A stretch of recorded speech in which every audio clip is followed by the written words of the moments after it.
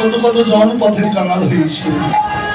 তৎকালীন দিনে জমিদার পুত্র যার নাম ছিল রঘুনাথ দাস গোস্বামী 17 লক্ষ টাকার জমিদারিকে ত্যায্য করে দিয়ে পথে পথে হাগৌর প্রাণ গৌর বলে কেঁদে কেঁদে বেরিয়েছে। বাবা, আজকে বাংলাদেশের মাটিতে আমার জন্ম হয়েছে, আর এই বাংলার মাটিতে জন্ম নিয়ে আমার জনম ধন্য। কেন জানি না, এই বাংলার মাটিতে জন্ম নিয়েছেন আমার প্রেম ভক্তির মহাজন নরোত্তম দাস ঠাকুর মহাশয়। যারা গেছেন খেতড়ি ধামে দেখে এসেছেন, এখনো পর্যন্ত শত শত বিঘা জমির মালিক রাজার ছেলে ছিল নরোত্তম। শুধুমাত্র আমার গৌরকে ভালোবেসে, আমার নিত্যানন্দকে ভালোবেসে সব কিছু পরিত্যাগ করে দিয়ে হা গৌর প্রাণ গৌর বলে পথে পথে কেঁদে কেঁদে বেরিয়েছে।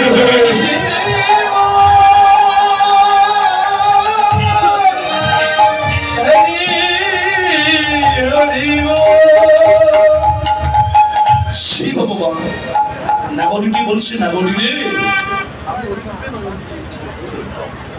আমি ওই রূপে নয়ন দিয়েছি রে।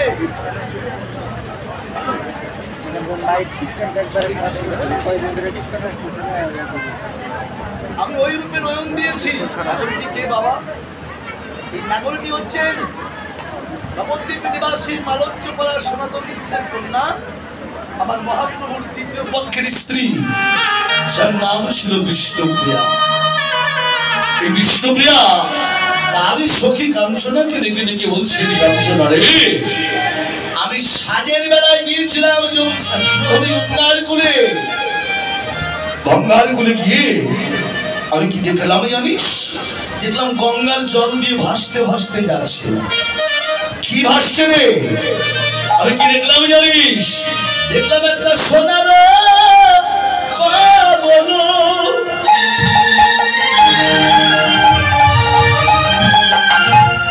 ওই না সুরধনির জলে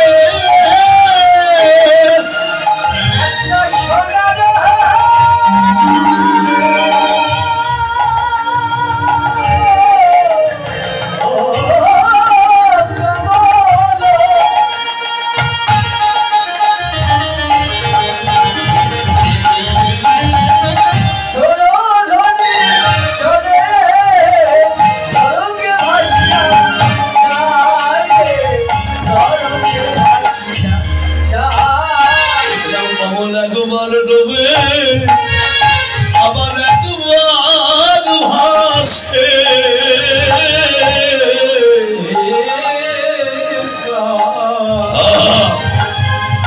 কমল একবার ডোবে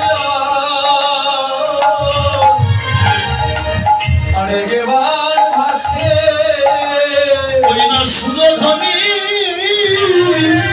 গঙ্গার জলে কমল একবার ডোবে আবার একবার ভাসে।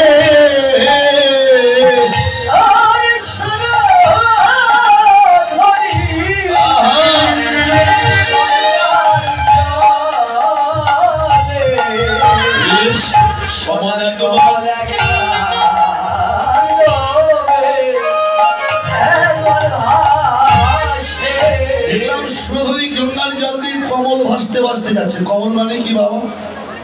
পদ্ম ফুল। হরিবল। পার্থিব জগতের মানুষ যারা আমরা সবাই পদ্ম ফুল দেখেছি, দেখিনি মা? ও মাইনা, পদ্ম ফুল দেখেছেন? কিন্তু সোনার পদ্ম গৌর হরিবল। মানে মহাপ্রভু যদি আমার স্নানকালে গঙ্গায় সাঁতার কাটছিলেন, গৌর হরিবল। সাঁতার দু ধরনের হয়, একটা বাহ্যিক সাঁতার, একটা ডুব সাঁতার।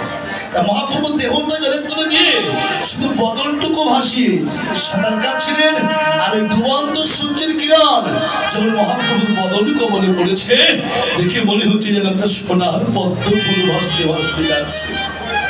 কাঞ্চনা রে, আমি ওই পদ্ম ধরবো বলে আমার মনে বাসনা হলো, কিন্তু কি করব? ওই পদ্ম ধরতে গেলে, কমল ধরতে গেলে আমায় জলে নামতে হবে, আর জলে নামলে তো আমায় সাঁতারও শিখতে হবে। কিন্তু আমি তো সাঁতার জানি না। বৈষ্ণব ডেকে বললেন, বিষ্ণুপ্রিয়া, ও কমল ধরতে গেলে তোমায় সাঁতার শিখতে হবে না। তাহলে কি করবো? হরে কৃষ্ণ, যে কলসিতে জল নেবার জন্য এসছো, ওই কলসিটাই তুমি জলের মধ্যে উপুল করে দাও। উপুল করে দিয়ে কলসিকে আশ্রয় করে তুমি এই কমলের কাছে যাও। আমি কি করলাম জানিস? কলসি উপুল করে দিয়ে কলসিকে আশ্রয় করে আমি সোনার কমলের কাছে যখন গেলাম, একটা হাত কমলের উপর রেখে আর একটা হাত যখন ওই কমল ধরবা কলসির উপর রেখে একটা হাত যখন বাড়িয়ে দিলাম কমল ধরবো বলে, তখন আমার অঙ্গের উপর সে সোনার কমল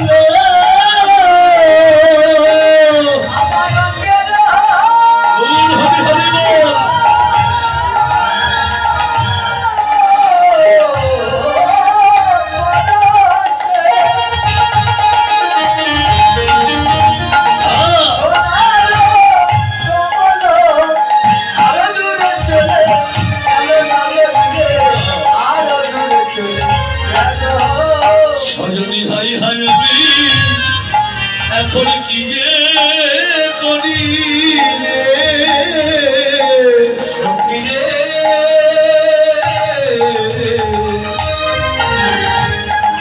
হায় হায় আমি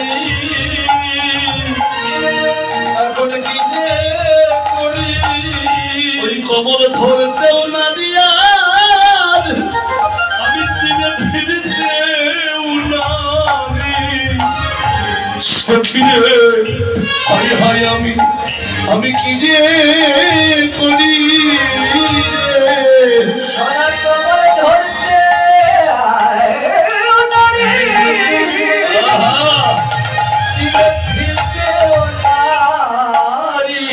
বেশ হায়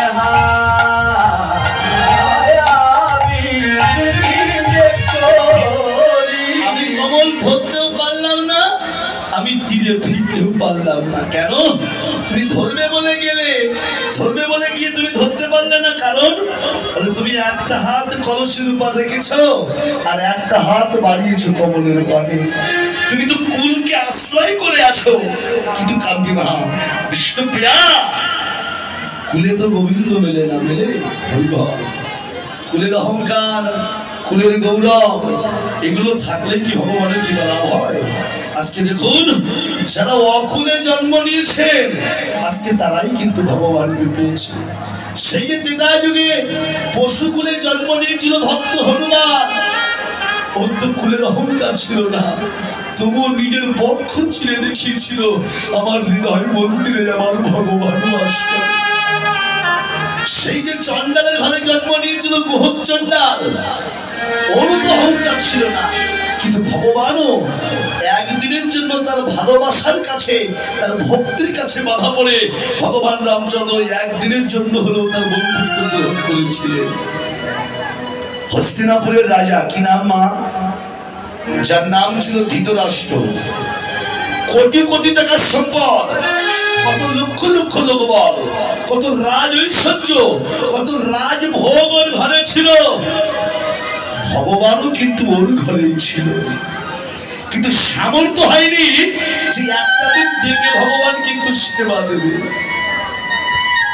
অথচ ওই হস্তিনাপুরেরই দাসী পুত্র, যার নাম ছিল ভক্ত বিদু, ভগবানকে ডাকা লাগেনি, ভগবান নিজেই ছুটে গিয়েছিলেন বিদুরের ঘরে। খুদের অন্ন রান্না ভগবান খেয়েছিল। অমায়রা, খুদের অন্ন রান্না যখন ভগবান খেলো, যে রাধে বিদুর স্ত্রী ঘরের মধ্যে ছুটে গিয়ে ভগবানকে পেয়ে আত্মস্থিতি শূন্য হারা হয়ে গেলেন। কি করবেন? কয়েকটা অপুষ্ট কলা ছিল, সেই কলা কয়েকটাই নিয়ে আজকে ভগবানের কাছে এসে কলা ছাড়িয়ে ছাড়িয়ে কলা ফেলে দিয়ে কলার খোসা গোবিন্দের মুখে ধরেছি। খেয়ে নাও, তুমি আমায় যা দিয়েছ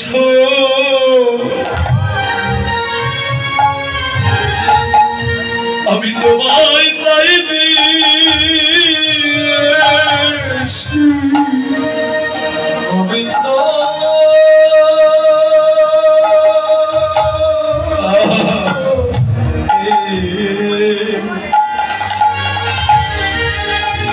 তুমি আমায় যা দিয়েছ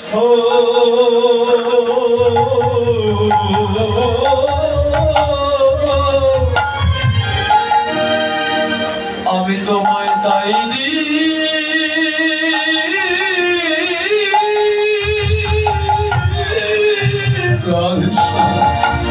তাই দিয়েছি।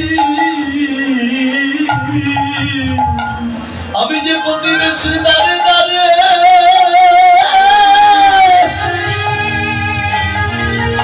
প্রতিবেশী দাঁড়ে দাঁড়ে ভিক্ষা করে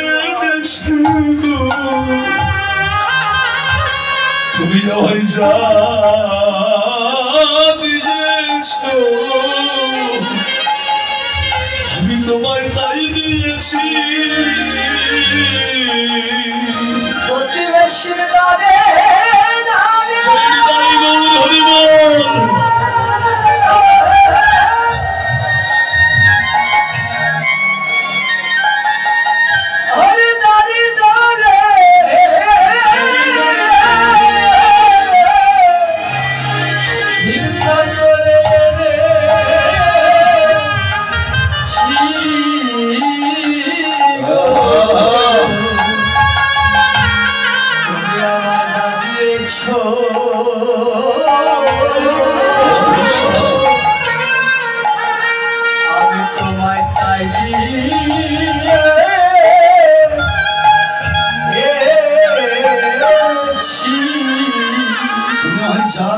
আমি তোমায় তাই দিয়েছি। এই কুলে তো গোবিন্দ মেলে না রে কাঞ্চনা রে। আমি যখন কুল ছেড়ে একটা হাত বাড়িয়েছি ভগবান পেলাম না, তখন ওই কুল ছেড়ে দিয়ে আমি দুটো হাত বাড়িয়ে দিলাম কমলের পানে। তখন কি হলো জানিস? ওই কমল আস্তে আস্তে আমার হৃদয় মন্দিরে এসে ধরা দিল। আর তখন আমি নয়ন মেলে কমলের পানে চাইলাম, তখন কি দেখলাম জানিস? এই যে সোনার কমল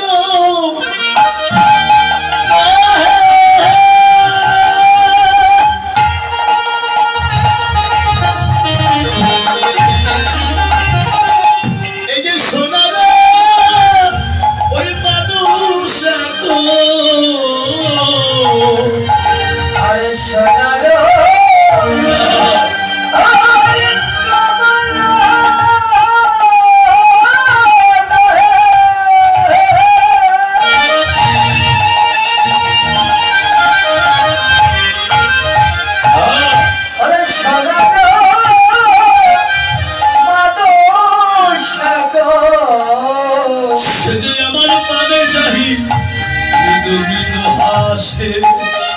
আমার পানে চাহি মৃদু মৃদু হাসে সজনী আমার পানে মৃদু মৃদু হাসে আমি চাহি মৃদু মৃদু হাসে। কাঞ্চনা রে, শ্যামার পানে যে মৃদু মৃদু হাসছে রে, তুই কার কথা বলছিস? বলে এখনো চিনতে পারলি না? সে হলো এই নবদ্বীপ নিবাসী আমার জগন্নাথ বিশ্বত নয়, শচীনন্দন আমার গৌর সুন্দর। আমি তার রূপে নয়ন দিয়েছি। আর এই নয়ন দিয়ে আমি মনে মনে সিদ্ধান্ত নিয়েছি কি, যে সজনী আজকের থেকে আমি কি করবো জানিস? আজকের থেকে আমি গৌর বরণ আমি করবো যত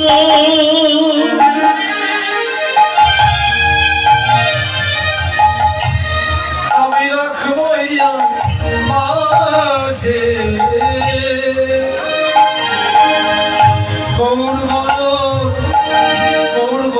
যত ভূষণ যেখানে যাশা আমি তোর বরণ করিব যত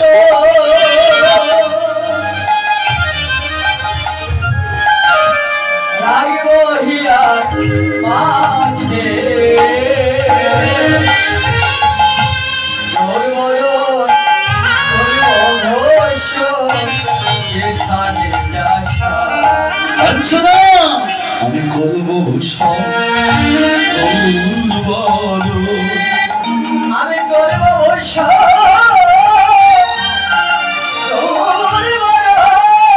আমি যে পথে পথে আমি কাঁদব সারাক্ষণ অঙ্গে করব ভূষণ